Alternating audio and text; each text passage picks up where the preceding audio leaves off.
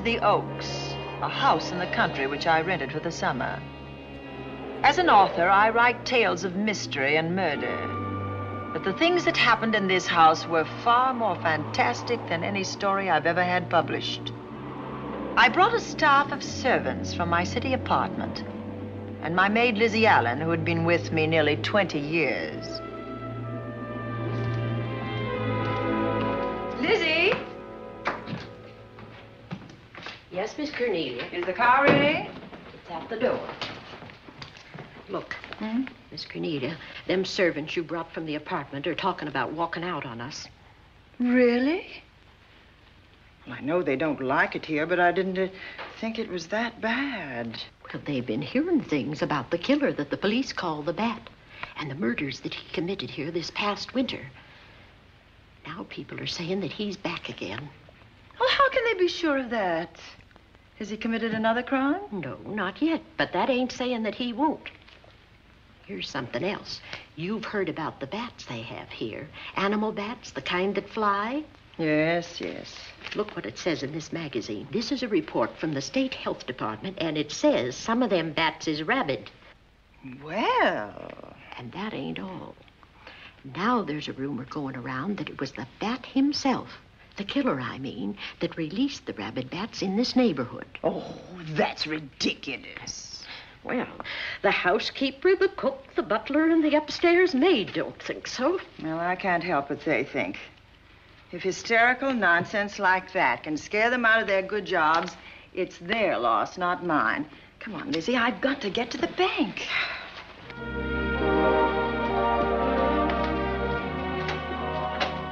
Drive directly to Zenith Bank, Warner.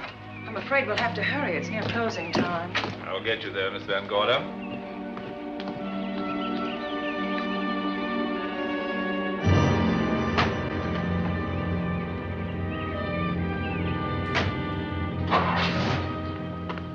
Thanks again. Miss Van Gorder. How do you do, Mr. Barry? How are you? I'm very well, thank you. You remember Lizzie Allen? Of course. Hello, Miss Allen. How do you do? So you're spending the summer with us again? Yes, yes. I've leased the Oaks, the home of your bank president, John Fleming. I heard you had. I was surprised. Why? Is there something the matter with it? No. I was surprised because Mr. Fleming said he would never rent it. Oh? Well, I rented it from his nephew, Mark Fleming, who has the real estate office here. He said his uncle would be gone the entire summer. That's right. Mr. Fleming's in the North Woods now with his physician, Dr. Wells. Oh, pardon me. Dale, I want you to meet my wife. We were married at Christmas time. That must have been nice. Believe me, it was. Oh, here she is. Oh, dear. My wife, Miss Van Gorder, Miss Allen. How do you do, Mrs. How do you do? Cornelia Van Gorder. Yes. Oh, well, I've read every murder mystery you've ever written. I just adored that weird one, The Private Morgue of Dr. X, even though it gave me the shivers. Only the shivers? Scared hell out of me. Oh. Well, I really mean that Miss Corney killed them off in that one. When you refer to my books, please don't call me Miss Corney. Pardon me, Mr. Bailey. Mr. Hines is here to see you. Oh, yes. Excuse me, please. Don't be strangers now. No, no, we I should won't. say not. Oh, so you're a bride. Well, not quite. Not since Christmas. No, I'm sure I've seen you. Well, I used to be my husband's secretary here in the bank. Of course I remember. May I welcome our most distinguished visitor back to Zenith? Oh, that's very charming, but, Lieutenant Anderson. Lieutenant Anderson, of course. Chief of Detectives of the Zenith Police Department. This is Miss Allen. Miss Allen. How do you do? Lieutenant Anderson is one of our favorite citizens. He's on the bank's board of directors. Not bad for a policeman. You must have made a good thing of it. Well, I saved my money, if that's what you mean. It's near closing time, and I've got some business in the safe deposit vault. Please come and see me, Mrs. Bailey. Oh, I'd love to. And you, Lieutenant. Thank you. Goodbye. Goodbye. Nice to have met you. My, what a charming woman. She moved into the Oaks just the other day. That house is a proper setting for a writer of mysteries. Oh, it certainly is. Vic, what's the matter? Come in here, both of you.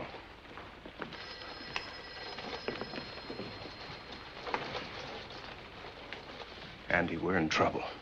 Wendell Hines came in to pick up $350,000 worth of bonds that we were holding as collateral for a loan. They were kept in our special vault. Mr. Fleming and I are the only officers of the bank who have access to that vault. So? The Hines bonds are gone.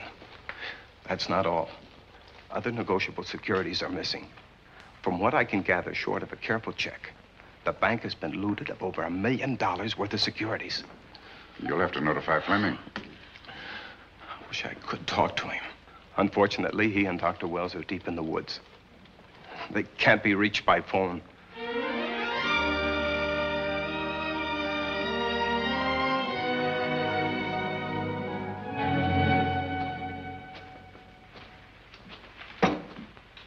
What is it?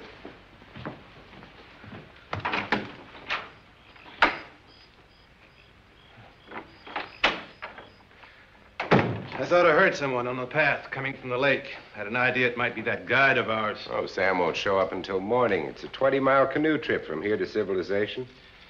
5 will get you 10. Sam has a message for me. I thought you told him at the bank not to bother you. I did, but they'll bother me. Doctor. Yes, John. What would you do for $500,000? Anything short of murder. Why not murder? Too messy. Too great a risk? For $500,000? Yes. I pinched $1 million from the bank. Well, I'm not kidding. I embezzled it. Not that I think you wouldn't do it if you thought you could get away with it. I got away with it. I'm not talking about currency. I took negotiable securities that could be converted into cash. I have the cash in 10s, 20s, and 100s. Well, I'm your doctor, not your lawyer. Why tell me this? You'll find out why. Who's going to take the blame for the robbery? Bailey, the cashier. They'll never suspect me. I like Bailey. Well, so do I. I love the guy. I gave him his first chance. He has a lovely little wife. Charming girl. Was the best man. Where's the $1 million? In my family's tomb in Zenith. In the crypt with my father's casket. I don't buy that, John. No? No. You forget that I had you in charge when you were a very sick man. When you raved in delirium. And I heard you talk about a hidden room. Now, where else could you put a hidden room except in that mansion you built? That white elephant you call the Oaks. Look, everyone knows I have a bad heart. Now, who would doubt it if you wired the bank directors that my heart had failed? That I had fallen from a great height here in the woods. And that I was badly smashed up. You could ship the body back for burial and instruct them not to open the casket due to the condition of its contents. Well, you realize, of course, that we'd have to have a body to put in that casket, which means that we'd have to deal with an undertaker at this end. Of course. Well, where do we get a body? Couldn't we provide one of our own? How about Sam? Sam, our guide? Sam weighs about as much as I do. He's practically a hermit. He wouldn't be missed for a long time. The local undertaker would know him. Not if we made him look as if he'd been in a serious accident. But if Bailey's going to take the blame, why'd he have to do this? A jury might acquit him. In that case, I'd be a logical suspect. I could disappear, of course, but it's safer if they think I'm dead.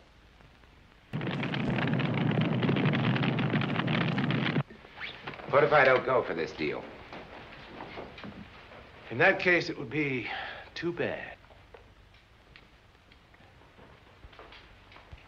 You mean you'd kill me? What else could I do? Now that I've told you about the $1 million, I'd say you were shot in a hunting accident. Now, look, Doctor, if you can find another body instead of Sam's, it's all right with me. There's $500,000 in it for you. I'll do my best. I smell smoke. So do I. What's that noise? Look, Doctor, the woods are on fire. It's coming this way. We've got to get out of here. Out the back way. We will. As soon as I provide that body we were talking about.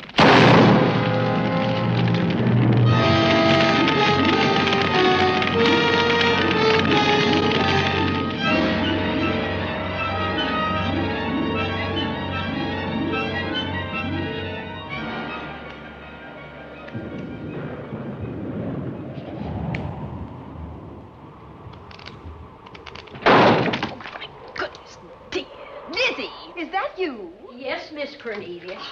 There's a storm coming up, and it's gonna be a snorter. The wind nearly blew the door off its hinges. Well, that noise blew my game higher than a kite. I think I've lost some of the cars. Oh, I'll get them for you. Oh, I see you found the paper. Drat that paper boy, scooting by on his bicycle, just chucked it into a clump of bushes and let it go at that. For land's sake, Mr. Vic Bailey's been arrested. Oh? I think. Victor Bailey, vice president and cashier of the Zenith Bank, was arraigned before United States Commissioner Alvin Fielding, charged with the embezzlement of over $1 million. I can't believe Vic Bailey had anything to do with that robbery. Oh, well, I see our landlord is home again. Landlord? Mr. Fleming. Dr. Malcolm Wells is back in town with the body of John Fleming, president of the Zenith Bank, who was killed in a forest fire. Mr. Fleming will be laid to rest in his family's tomb on Friday. And I hope he stays there. Well, why shouldn't he? Well, this is his house. And ever since he died, some funny things have happened here. For instance? The housekeeper, the cook, and the butler said that they heard strange noises at night. And the upstairs maid swore that she met a man without a face coming up the back stairs. Oh, so that's why they quit and left me to run this place without a staff. They didn't tell you, Miss Corney, but the truth is they were scared to stay. But you're still here, Lizzie. Haven't you seen anything? No. No, and even if I had, I ain't afraid of ghosts. They're afraid of me. Honest, Miss Corney, a spiritualist told me once that ghosts was allergic to me. But this bat feller they keep talking about in the paper, I guess he'd be different. No, I don't think you'd have the same effect on him. Oh, dear. What are they trying to do? Drive people away from this part of the country? Why? What does it say about the bat? Specialty seems to be killing women. My goodness, 2 of them in one night. All his victims died the same way, like their throats had been ripped open with steel claws. That's a charming little caper. I'll have to try it sometime. In a book.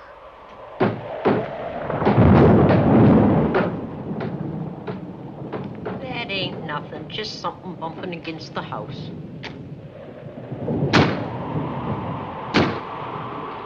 That's just the wind banging a door. Pay no attention to it. Listen to this. One of his victims, who lived for a moment after she was found, described the bat as a man without a face. Honest, Miss Corney, I think that woman must have been exaggerating.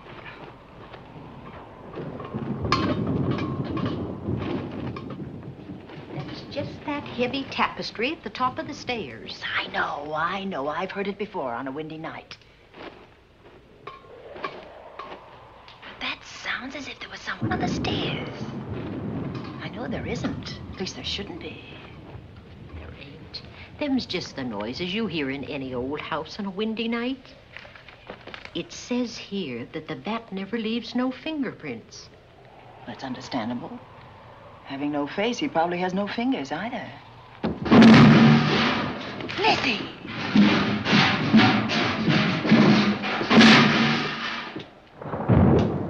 And that, I suppose, is the cat dropping its dentures. No, I don't think so. But I think it's something should be looked into.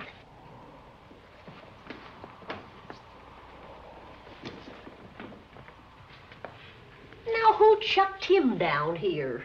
The wind, I hope. There must be a window open up there. No, Lizzie. Let him lay. Let him sleep it off. I hope the power lines don't go down, put the lights out. Now, we'll check the windows in the living room and draw the curtains, and then we'll go to bed. Yes, ma'am.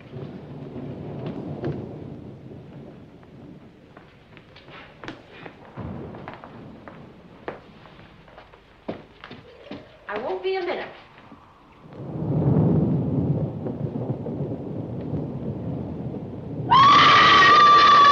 Gordy! Oh! What's that? Oh, when I went to get the paper, I turned the latch off. I forgot to turn it on again. He's out there. He was coming in. He might have got you. Oh, but he didn't, and he's still out there, thanks to you. Now, you hurry now, and we'll call the police. No, I won't leave you, Miss Coney. Are you okay? Yes, ma'am, I'm okay. Okay.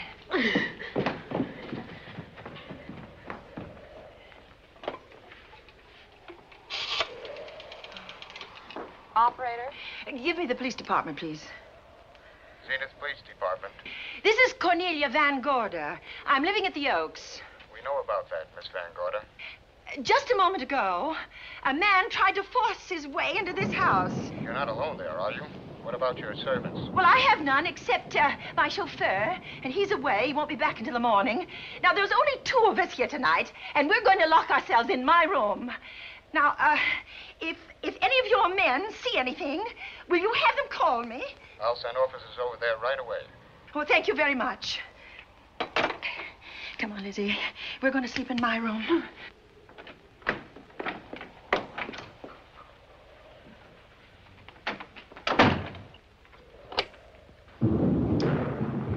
Well, nothing can get at us in this room now, I think.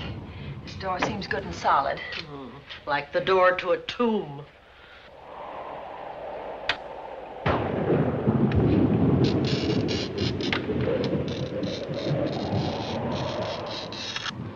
I think that couch will be comfortable. There's some extra bedding, you know, in Yes, the ma'am. closet. Let's see now.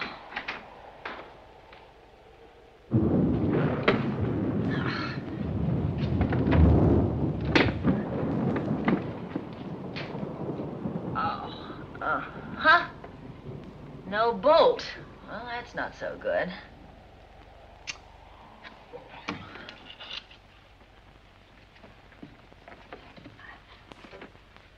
Oh, what's that for?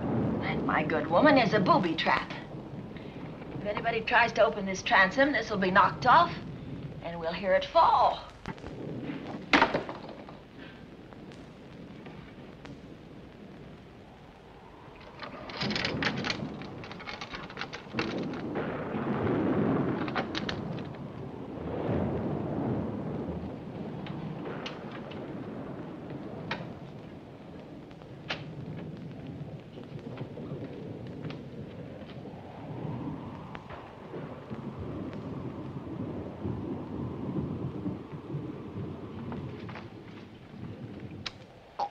Fiddlesticks. I forgot my night things, my robe, my gown, and my slippers. I'll go get 'em now. Now, wait a minute, Lizzie. I'll go with you. Now, don't you bother, Miss Cornelia. My room's just down the hall. Lizzie, I told you to wait. It's all right. I'll only be a second. Get in here. Get in here.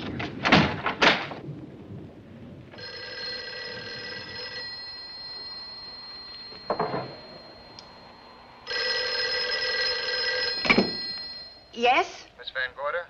Yes? Zenith Police Department. There's a police car just outside your house, and the officers in it have reported that there's no sign of a prowler anywhere on the grounds. Well, the man's inside now. He's in the hall, just outside my bedroom. Have your men break through the kitchen door and search this place from top to bottom. Okay, Miss Van Gorder. Sit tight. I will. I have a gun, and I know how to use it.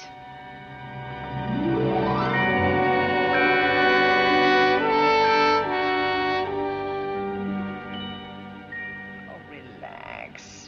relax, Lizzie. The police did a good job. They couldn't find anybody in here. But we both saw him, Miss Cornelia. All right, so he got away. But there are men on guard outside, so just try and get some rest. There's nothing can get at us here.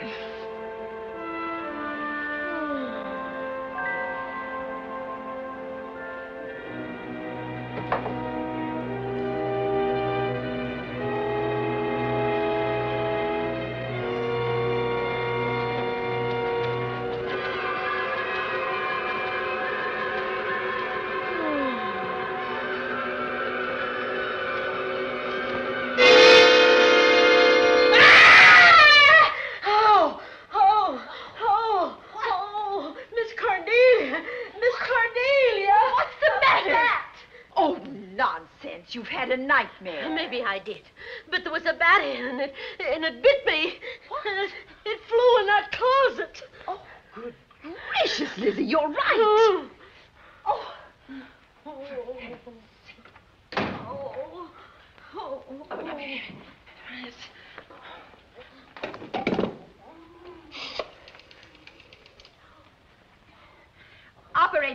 Operator, will you get me Dr. Malcolm Wells' office, please?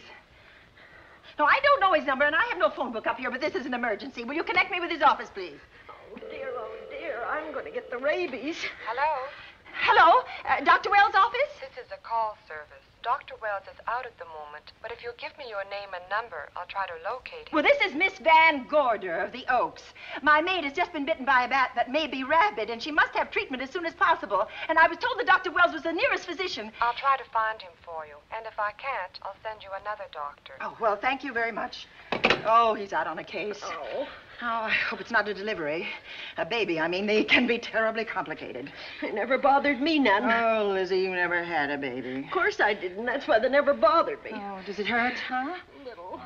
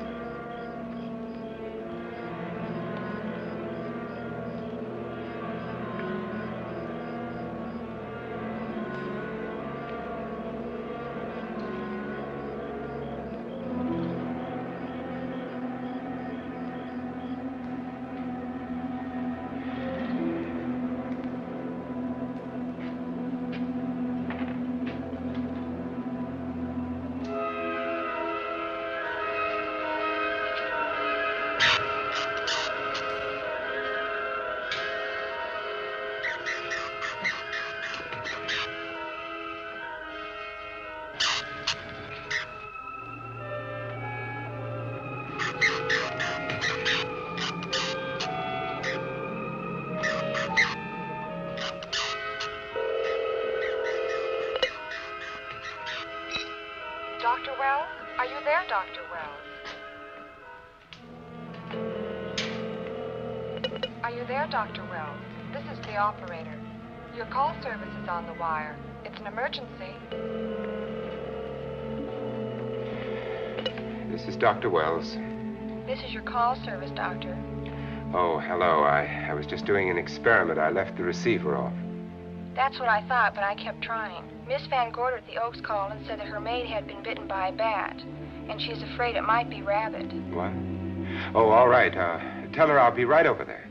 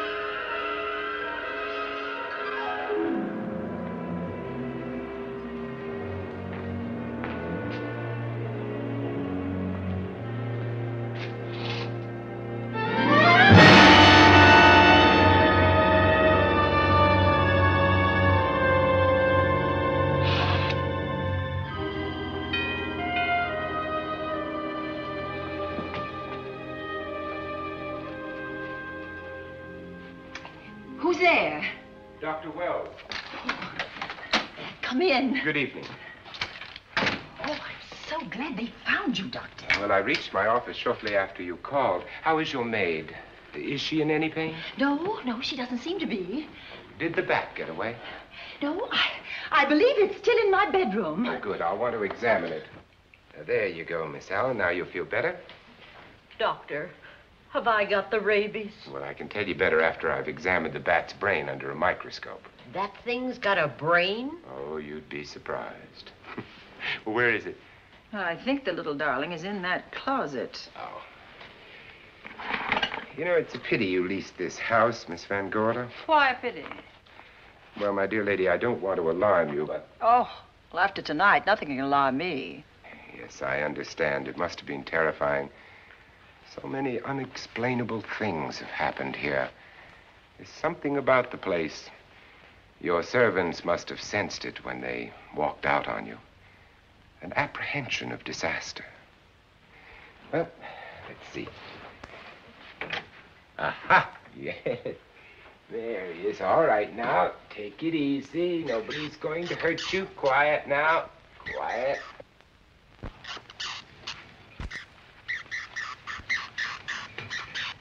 He looks quite normal. Doesn't seem to be sick at all. Oh, ain't that nice? I've been worried about him. Well, you should be. From his appearance, I'd say that he doesn't have any infection. In which case, you've had a narrow escape. Now, you take one of those tablets I left for you, and I'll guarantee you a good night. And I'll drop in on you tomorrow. Oh, thanks for everything, Doctor. Now, don't worry, I can find my way out. Oh, I know you can, but do let me help you. Oh, don't forget that once I'm gone, you'll have to climb those stairs alone. Oh, I'm all right. I'm armed now. Can you, shoot one of those things without shutting your eyes? Oh, Doctor, there are guns in every book I've ever written. I don't write about things I'm unfamiliar with.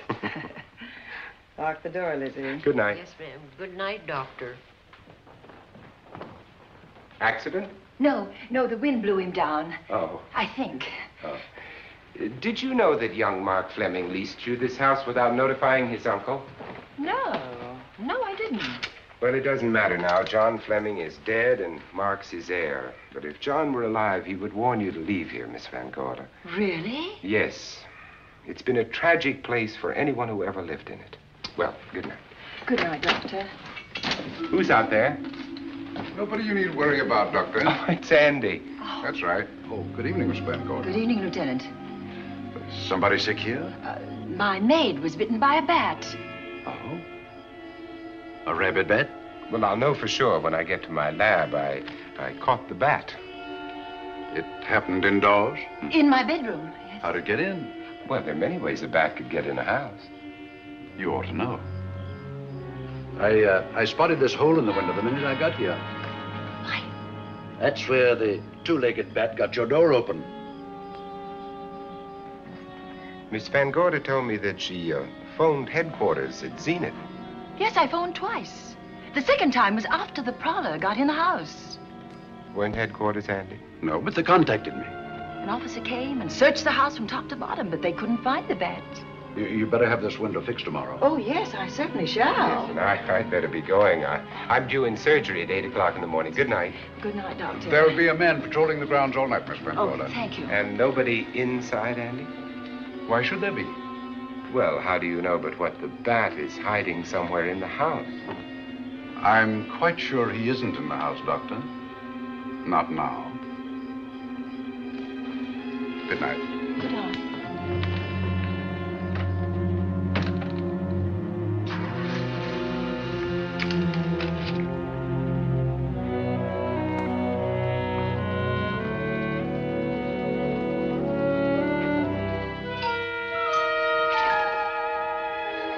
Hi, Andy. Hello, Mark. Well, congratulations. Real estate business must be picking up. New office, new furniture. New deal. How do you like it? It looks expensive. Are you squandering your inheritance? Oh, I haven't got it yet. Well, the paper says John Fleming left his entire fortune to you. Funny thing about that entire fortune is that we can't find it. No kidding. Oh, all Uncle John had in his bank account was a couple of $100. And his safe deposit box was empty. If we don't find that missing million, mine will be empty, too. How come? Well, all my savings were invested in Zenith Bank stock. The examiners won't certify the bank as solvent until those stolen securities are found. So the stockholders have voted an assessment that will wipe some of us out. It's a since those securities have been converted into cash. And if I can't find that cash, I'm sunk. Well, where are you going to look for it, Andy? Here in Zenith. Your uncle wouldn't take $1 million on a hunting trip, would he? You suspect Uncle John? Why, Andy, he founded the Zenith Bank. That'd be like robbing the family tomb. You think he wouldn't? Well, besides, Vic Bailey's fingerprints are all over the vault. Now, they didn't find any of Uncle John's fingerprints. Because he wiped them off. Can the defense prove that? They'll try to. Judy Hollander, Bailey's secretary, is a defense witness. And they believe her testimony will have a powerful effect on the jury. Oh, well, she has a powerful effect on me. Judy's a doll. Here's the book you mentioned, Judy. It's your newest one. Yes, it's just been published. You can have that copy if you wish. Oh, it's a first edition and you've signed it. Yes, of course. Thank you so much. May I serve tea now, Miss Van Gorder? Yes, please do, Warner. Thank you. Well, I see you've engaged new servants. Yes, of course. Well, how did you persuade them to live in this house? Well, Jane Patterson, my new housekeeper, knows this house better than you do, Doctor. Oh? She worked for John Fleming. And Warner was my chauffeur. Chauffeur turned butler? It's incredible. He can play any part at a moment's notice. Did you get a plumber, Warner? No, we can't get a plumber for 3 days, madam. What about that leaking pipe? The basement will be flooded in 3 days. The pipe is no longer leaking. You mean it's dried up of its own accord? No, not quite. I packed the elbow where the water was coming out. Packed the elbow? Oh, where did you learn how to do that?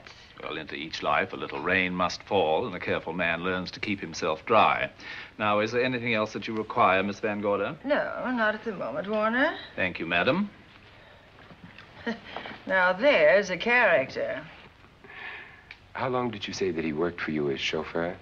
About 3 months. Well, I hope he doesn't have a police record. My dear Dale, it may interest you to know that the last night of his life, John Fleming told me that he loved your husband like a son. If Fleming were alive today, he would be fighting to prove Vic's innocence. Could Mr. Fleming prove his own innocence? Miss Van Gorder, can there be any doubt about it?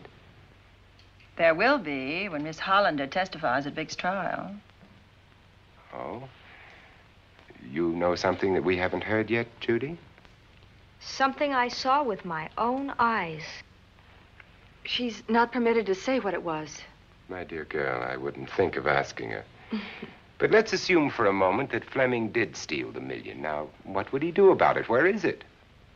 Hidden someplace where he could lay his hands on it without getting caught in the act.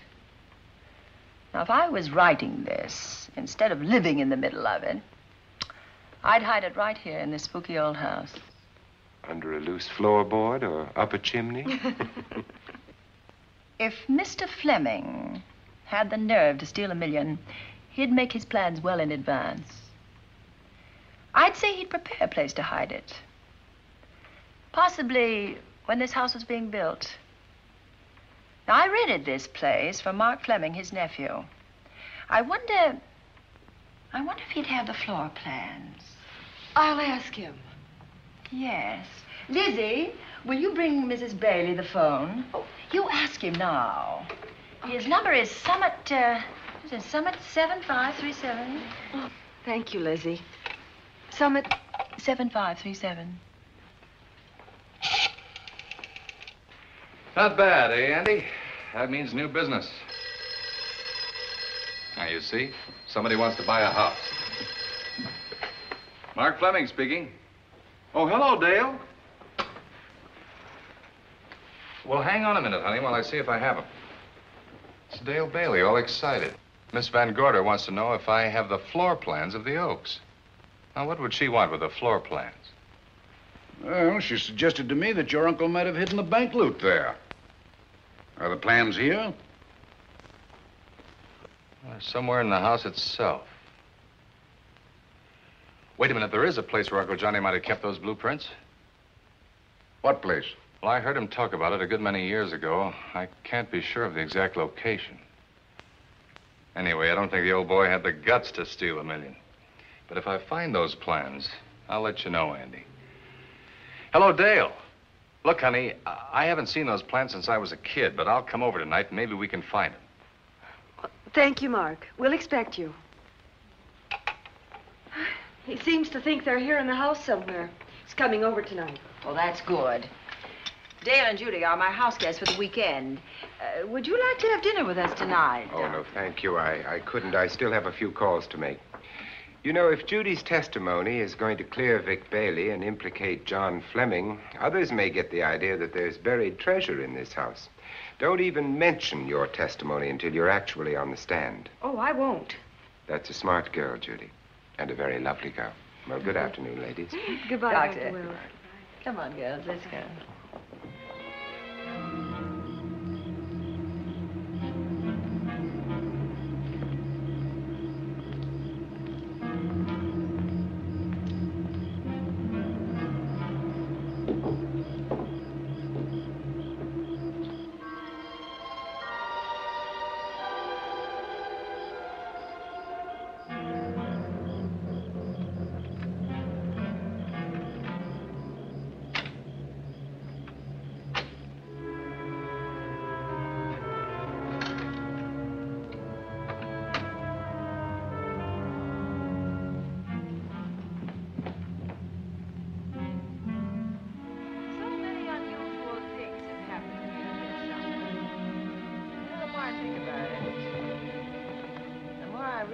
I should be putting them down on paper.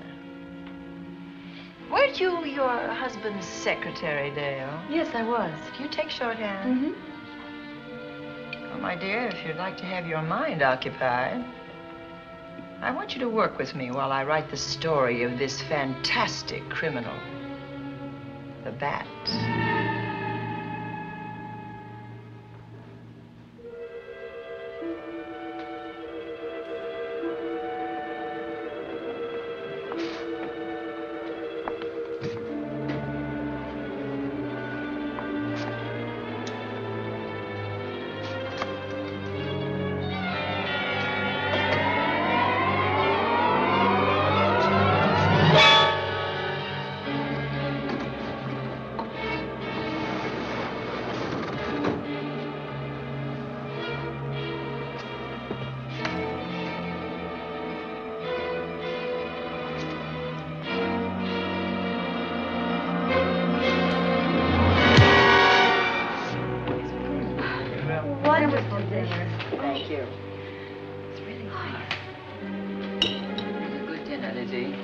Wonderful.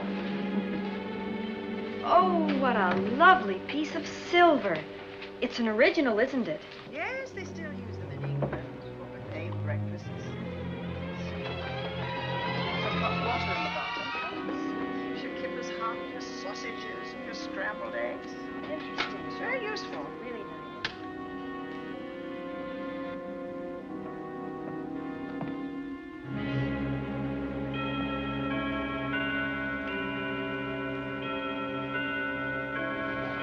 Clock hasn't struck the hour in the last 10 years, if I'm to believe what Mark Fleming told me. Why is it angled away from the wall like that? I don't know. Somebody must have moved it. Lizzie, very likely when she was dusting. Wait a minute. Did you know there's a door in this paneling? No, I didn't. Oh, my gracious, so there is. Maybe it opens to a secret passage. Oh, certainly to a secret something. Who knows, girls? We'll be about to stumble on that missing million. Oh, this is... Oh, there's a panel. There must be some gimmick to it. There always is. Yes, it moves. It moves. It moves. Oh.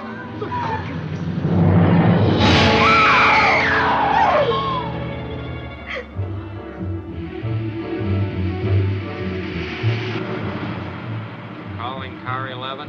Calling car 11. Proceed to the Oaks in Zenith Township immediately.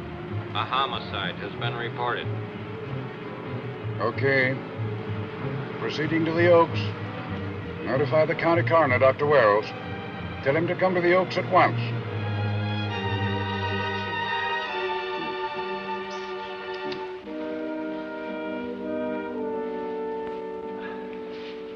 Horrible. As if his throat has been torn by some creature with fangs or claws. That's his sign. We found it on the others he killed. I'd hoped those reports that he was up to his old tricks again were pure imagination, but apparently they're based on fact. He's come back. Back to the scene of his kills. Yes, that's who I mean. That's who did this. The bat. Who found Mark? We all did. And his Dale and Judy and I. Lizzie was in the dining room. This is my new housekeeper, Jane Patterson. You know, she worked for John Fleming. I know her. Where were you, Mrs. Patterson? In the kitchen, cleaning up. I cooked the dinner tonight. Did you know that the secret closet was here? No. It was behind the grandfather's clock. Well, it was I who found it, really. Noticed the clock had been moved and the door wasn't quite closed. I'll get it.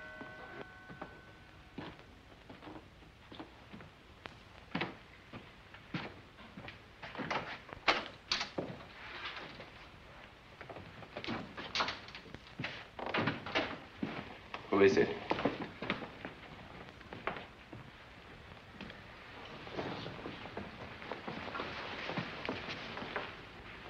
Mark Fleming. As coroner, you saw the same wounds on the others. How long's he been dead? Oh, I'd say about a half an hour. You believe it was the bat? That's a bat's trademark. Perhaps he's still in the house. That's possible. Why should he be? Because he's looking for something, and like you, he believes it's here. And he's a persistent killer. I would advise you to get out of this house as quickly as possible, notwithstanding our expert police protection. Have you called the morgue? They're on their way here. Oh, good. I want to examine the body before they get here. May we take it into another room? Yes, to the sunroom in the back. Thank you. Give me a hand. Excuse me.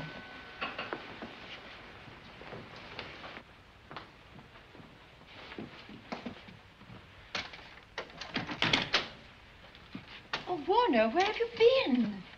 Well, madam, has been an accident? There's been a murder. Mark Fleming, the young man from whom I leased this place, was killed here tonight. They know who did it?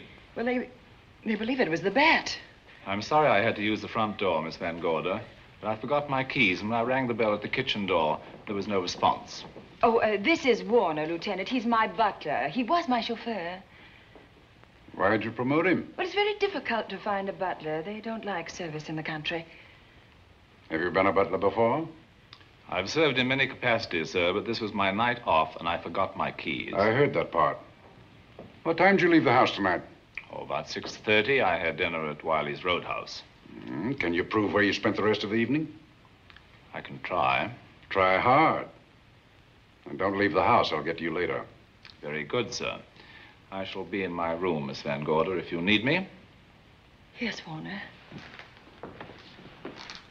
Surely you don't think he's... Warner and I've met before. I can't recall where or when, but I will.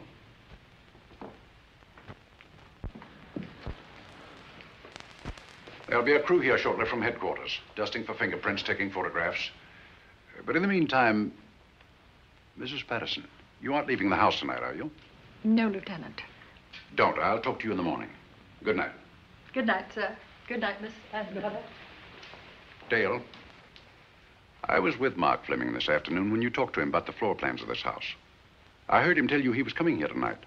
Dale called him at my request. She told me he was coming.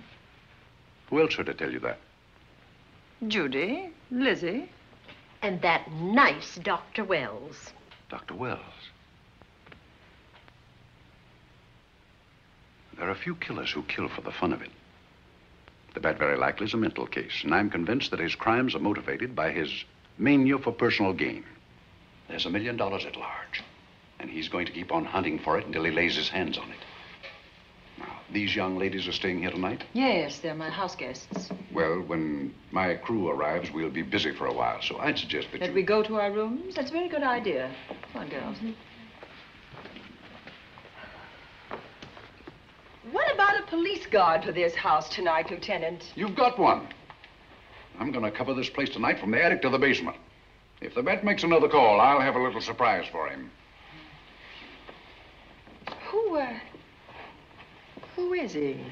Have you any idea?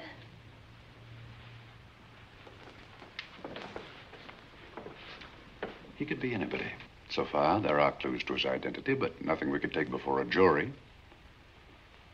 I'm afraid we must look higher than the criminal world. He may be a merchant, lawyer, doctor, scientist, one of the pillars of his community.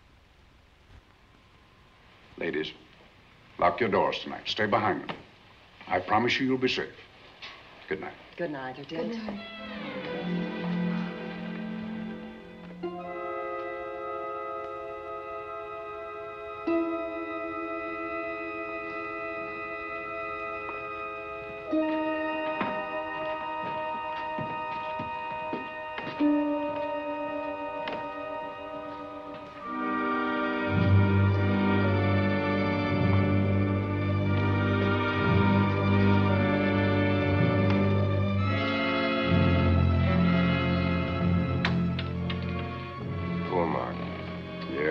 Pity. So young. Well, Doctor, do you agree it was the bat? In my report, I shall say the death was caused by the same technique used in the other killings. A paralyzing blow to the throat, followed by severe lacerations of the jugular, resulting in excessive hemorrhage. In a layman's language, he didn't know what hit him. Oh, he knew. But he didn't have time to think about it.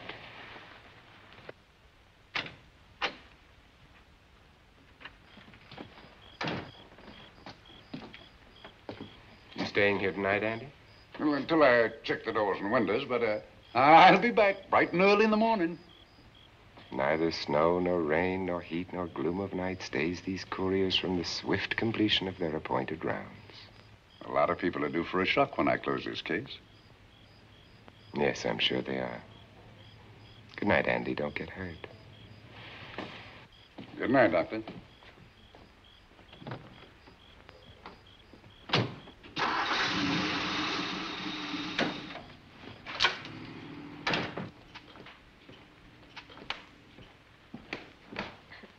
You know, I think we'd better let you get some sleep. Oh, Lizzie and I share this room for mutual protection. You know, one night, a storm blew the wires down, put the lights out, and I went out the next day and bought a half a dozen of these things. You better take one with you, Dale. Oh, thank you. We'll go across the hall now. Are you sure there's nothing else you need? Oh, no. Quite sure. We'll be all right. Well, if anything bothers you, you just sing out, and 2 strong women will come to your rescue. Oh, nothing will bother us. Not with Andy on the job. No. Well, good night. Good night, Miss See you in the Don't worry, everything will be all right. We won't. Good night. Good night.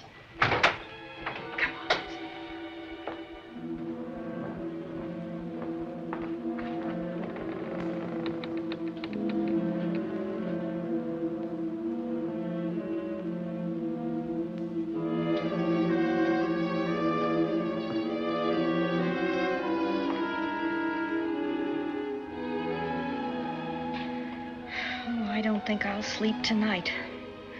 Me neither. All I can see is poor Mark Fleming staring at us.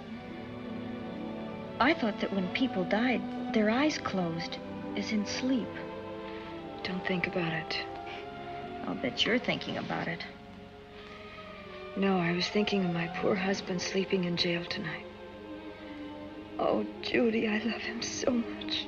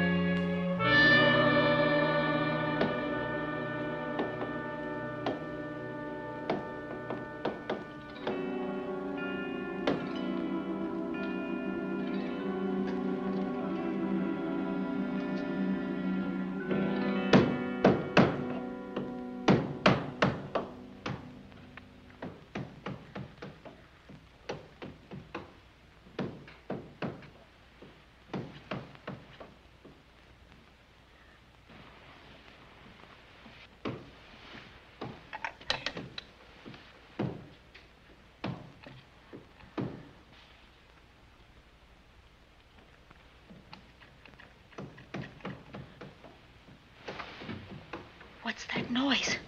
Oh, I don't know. I kind of fell half asleep. For a moment, I thought it was something from a dream. It's somewhere in the house. Yes, on the floor above. Not directly over us. Probably a room overlooking the driveway.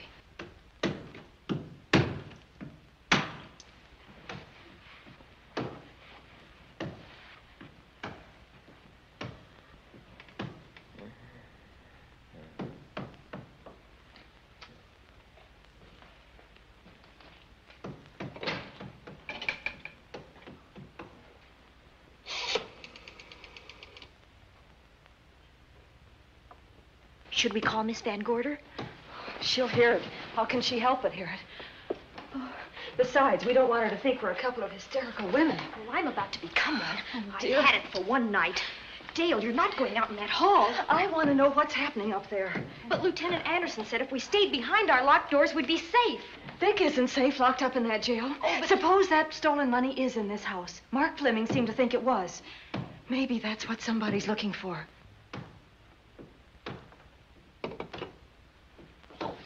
Sake, don't you hear that awful noise up there? Now, Lizzie, you've just got to stay awake. The house phone and the outside phone wires have been cut, and we can't get help. Where's that policeman? Oh, I don't know. Something must have happened to him. Now, go on, get on your robe. Oh, Dale, please don't go up there. I've got to. Think what it could mean to Vic. Now, you stay here. Oh, no. If you go, I go.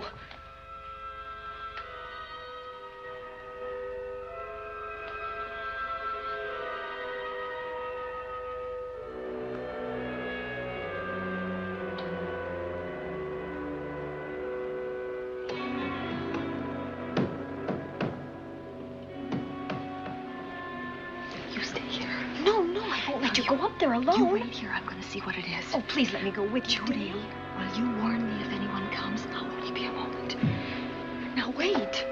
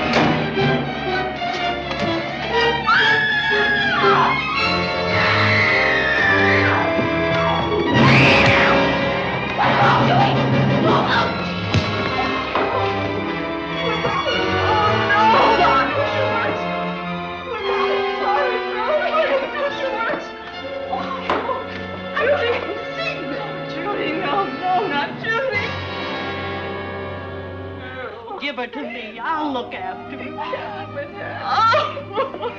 Poor baby.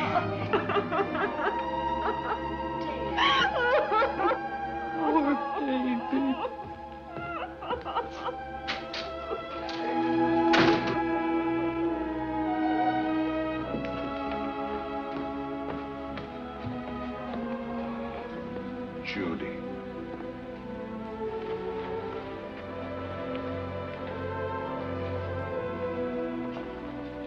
The bat. Yes, the bat. He caught her at the head of the stairs. We saw him rushing down the stairs as we came out of the room. I hurled that after him. I hit him, I believe. I'm going to cover this place from attic to basement, you said. Well, what were you covering when that poor child was murdered? Where were you? I saw a man outside in the grounds. I went out there and hunted him. I heard him in among the trees, and so I followed the sound of him as far as the brook down near the back road. And then I lost him. I'd rather give my own life than have this happen to Judy. But I told you to stay in your rooms and lock your doors and stay there. What was she doing at the head of those stairs? That was my fault. They heard a strange noise. Heavy pounding in one of the rooms on the 3rd floor. We all heard it. I wanted to see what it was. Judy, I wish she wouldn't let me go out by myself. I made her stay on the balcony. What about your new butler? Oh, well, he's in his room, I suppose. Oh, Mrs. Patterson. Oh, yes. Did you know what happened here? No, sir, but I heard the screams. I went to call Warner. We have rooms on the same floor, but he wasn't in his room. His bed hasn't been slept in. If Mrs. Patterson heard the screams, Warner could certainly hear them. You're quite right, sir. I heard them. Oh, you did? And where were you? Outside in the grounds. Miss Holland has been murdered. No. Oh, so you're surprised. Shocked. Well, I've seen better performances. I remember you now. Your name's not Warner. I've got a circular in my office with your picture on it. The Chicago police not so long ago were hunting for you in connection with the robbery. You're right again, sir. And they found me and they tried me and I proved my innocence and I was acquitted. That could have been a lucky break. Where were you when this child was killed? I told you before, sir. Outside. What were you doing there? I was following you. I saw you leaving the house, and it seemed that you were hunting someone. I thought you might need some help. Oh, yes, sir. I followed your flashlight down through the trees. Then it disappeared. And then suddenly, as I was staring out into the darkness, I was struck by something on the back of the head. The next thing I knew, I was lying on the ground. I realized I'd been knocked out. I wish you had been knocked out. But then we'd have found you with your mask still on your face. You were hit here in this house with this poker as you were rushing down those stairs after that child was killed. Oh, no, sir. You can't pin this on me. I'm not the bat. I've never killed. I couldn't kill. I won't take the rap for this.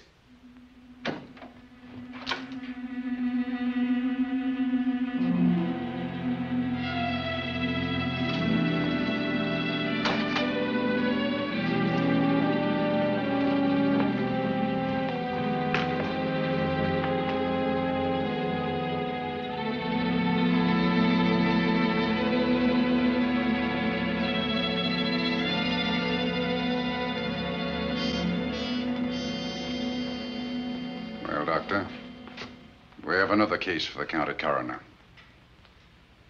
You see, the bat came back. Why did you come back, Doctor? Well, I had an accident about a mile down the road. The right rear wheel of my car came off, and I plunged into the ditch. This was the nearest house, so I came here to call for help. I thought I'd find you around, Andy. Physician, heal thyself. You must have been hit by something on the back of your head. I told you I had an accident. So you did, Doctor. So you did. I could be wrong. But maybe I'm not.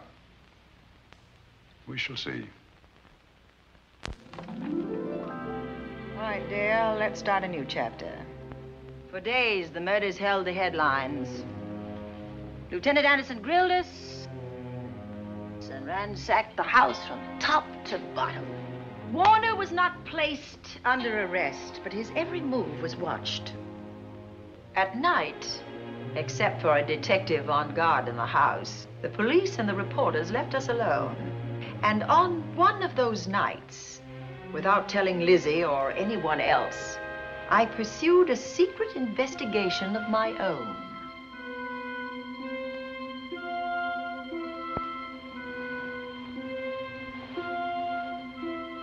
It was in an empty room on the 3rd floor where we kept our trunks and other things.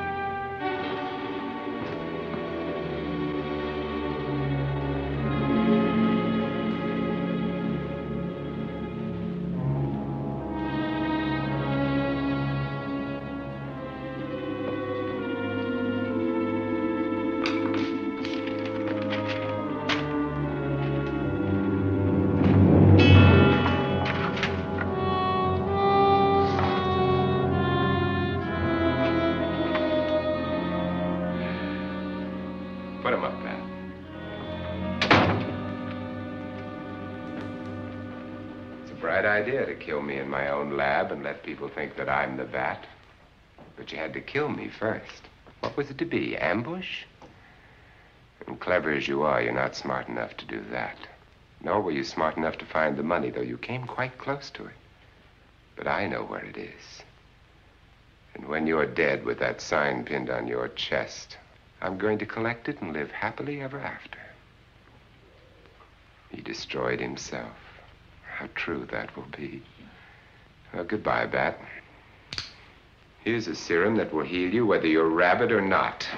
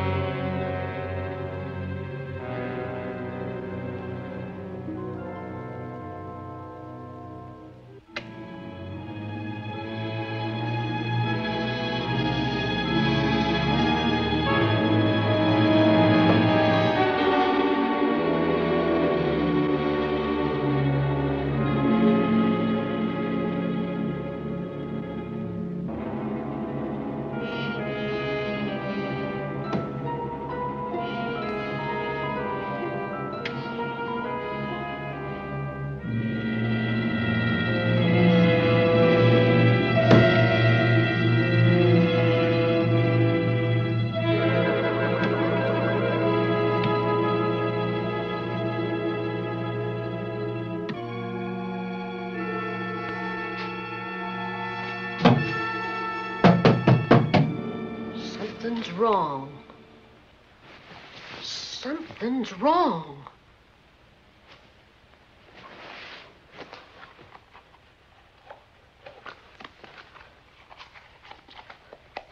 Miss Cornelia.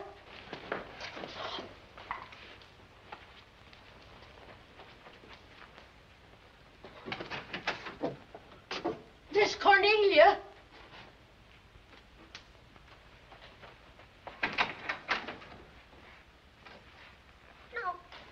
Would she be going at this time of night?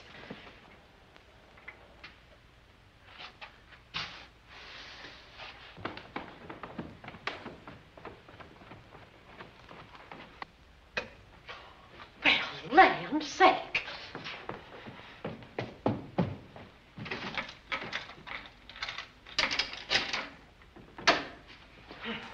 I never. Oh.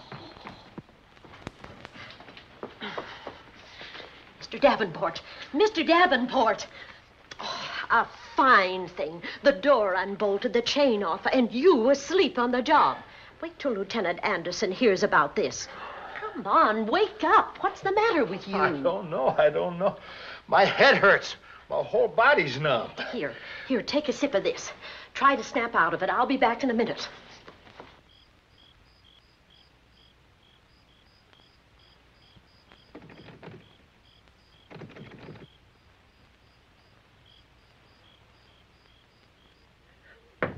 Hurry, will you? It's Lizzie. I'm terribly worried. I can't find Miss Cornelia anywhere, and something's happened to the policeman. I don't know what. Get Warner. Bring him to the drawing room. Tell him we need him.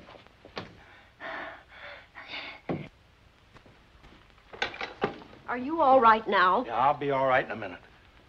I remember now. I took a drink of wine from that decanter there. Miss Van Gorder told me to help myself. She wouldn't put nothing in it?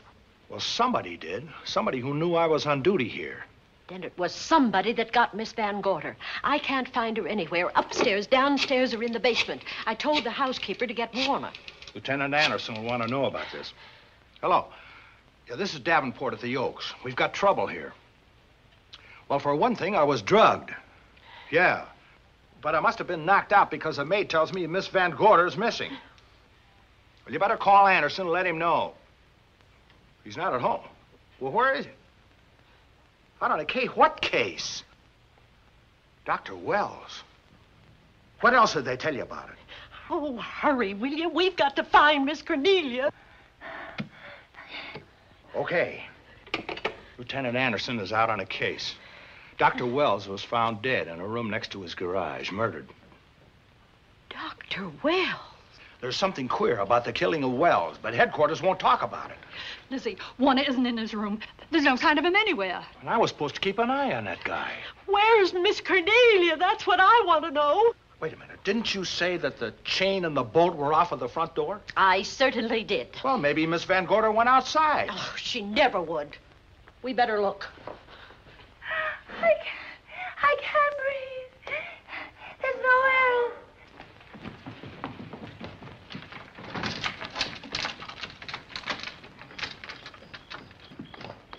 Miss Cornelia. Oh, Miss Van Miss Gorder. Cornelia. Miss Cornelia. Miss Van Gorder. Look. There's a light in that room on the 3rd floor. Were you up there tonight? Well, of course I was, but I turned the lights out before I came downstairs. Then Miss Cornelia might have turned them on again. That's where we're going to look first. Come on.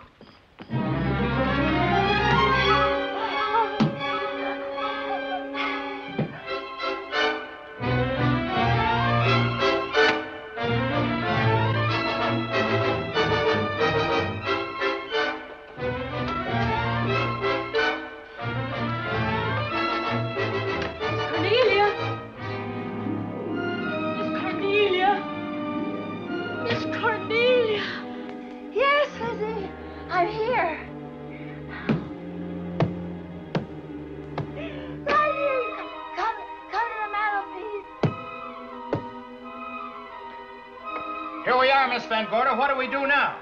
Over the mantel, there are 5 panels. Strike it with your hand.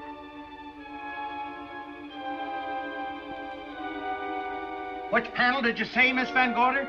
Oh, I can't. I just can't. Miss Van Gorder, which panel? We couldn't hear you. She said strike it. What difference does it make which panel? Strike them all. Look.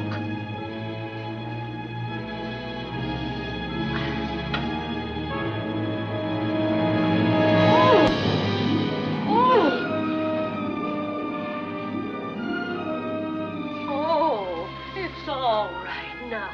It's all right, dear. Lizzie's here.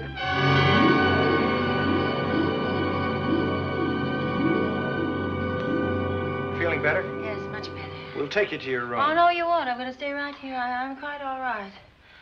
Oh, how blessed it is to breathe without an effort. You know, no one knows how sweet the air can taste until someone shuts it off for a moment. That room is just like a box. When the mantelpiece closed, it seemed like all the air was drawn out of it. Look, there it goes again. Let it close. I can open it from in here. There's a control panel behind this blueprint. Electric motor under the trap door here. Once the door is open, you can keep it that way. I believe that the fireplace in this other room opens the same way. And it does. I tried to find this, but I couldn't find it. Yeah, it's back at this blueprint here. Well, it's quite a setup. Too bad we can't open that safe in the same way. Take an expert to crack this box or a shot of nitro. Well, maybe that's what the bat had in mind. Could be. Seems he's on the prowl tonight. Miss Van Gorder, Warner has disappeared. And Dr. Wells has been murdered. Dr. Wells? Lieutenant Anderson's on that case right now. Well, does he know what happened here tonight? They got word to him. He'll be here any minute.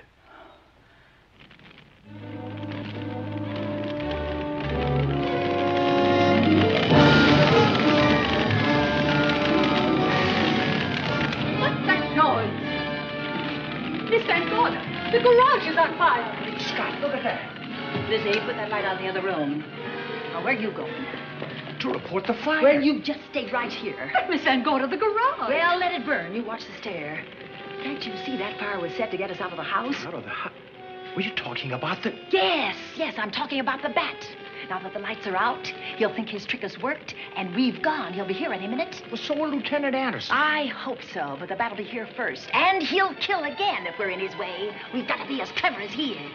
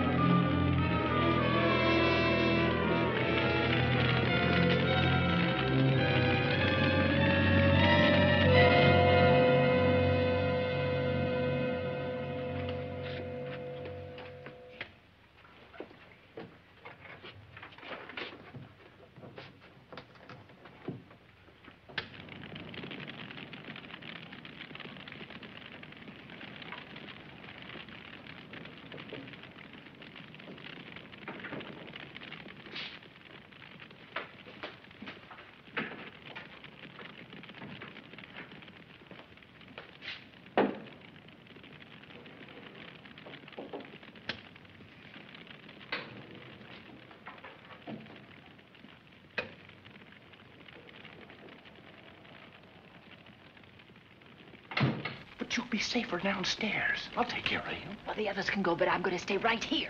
All right, but get out of sight.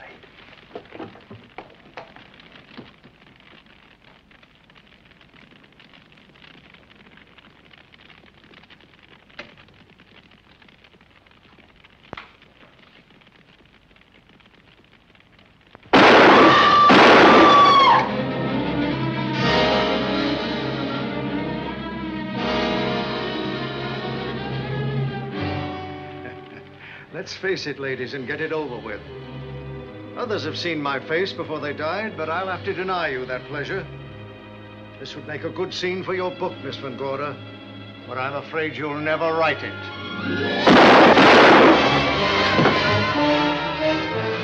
That is Warner. I could tell. You misjudged me, Miss Ellen. Warner! I don't like being a murder suspect, Miss Van Gorder. I was headed for a plane, but halfway to the airport, I changed my mind and came back. I'm glad that I did.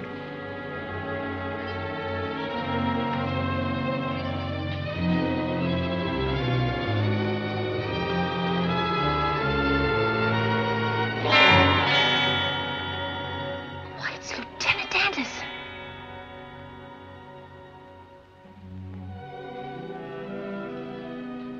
Yes, it was Anderson. He'd discovered the secret of the hidden room and was waiting to get into it and open up the safe. We found the money in it, a little over $1 million in tens and twenties and hundreds. Good old Andy.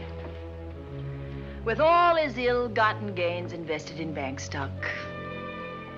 It's rather a clever way to hide stolen money.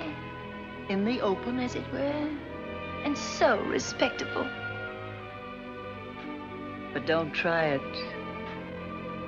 No matter how clever you are, you can't hide murder.